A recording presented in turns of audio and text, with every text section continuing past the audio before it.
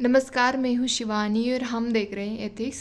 तो एथिक्स का जो हमारा 70 डेज़ का चैलेंज है उसमें डे 36 वाला क्वेश्चन हम आज यहाँ पे डिस्कस करने वाले हैं। क्वेश्चन थोड़ा लंबा था बट ठीक है। क्वेश्चन जो हमारी ब्राइबरी देते हैं हम लोगों को और लोगों से लेते भी हैं, जैसे गवर्नमेंट सर्वेंट जो होते हैं वो, उसके ऊपर क्वेश्चन है।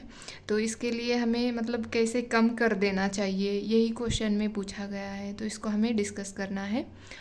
तो चलो अब हम देखते हैं क्वेश्चन देखने से पहले मैं आपको कुछ इन्फॉर्मेशन बताना चाहती हूँ।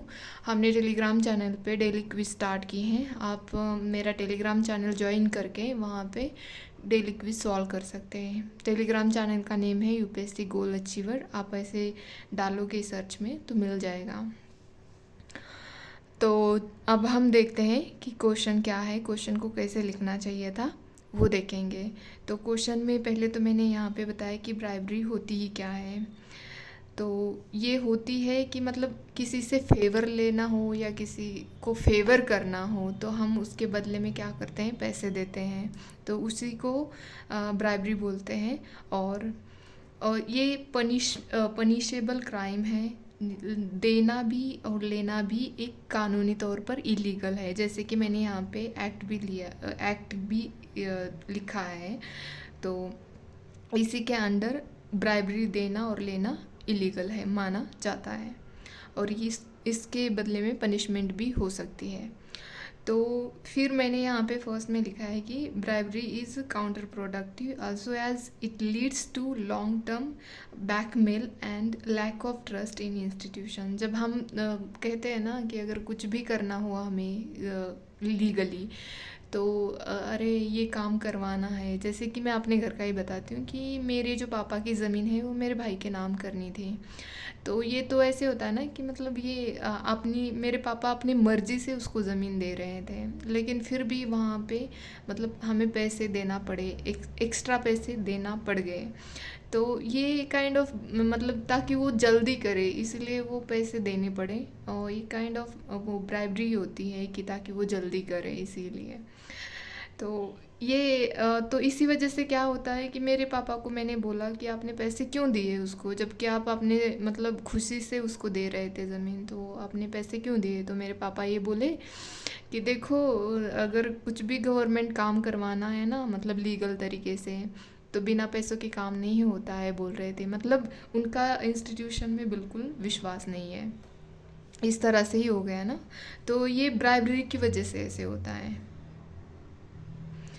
तो सेकंड है, but it is a common phenomena as India is ranked 86th rank in corruption perception index. मतलब करप्शन के इसमें हमारा कितना कितना 86th रैंक है हमारा। तो इतनी मतलब हाई लेवल से हमारे इसमें ये ब्राइबरी चलती है। तो फिर अब देखते हैं हम। तो थर्ड वेज में मैंने ये लिखा है यहाँ पे कि ways for corporates to build framework to not pay bribes. तो मतलब हमें कुछ ऐसा फ्रेमवर्क बनाना चाहिए जिससे जो कॉरपोरेट्स लोग होते हैं उनको ब्राइब्स नहीं पे करनी पड़े।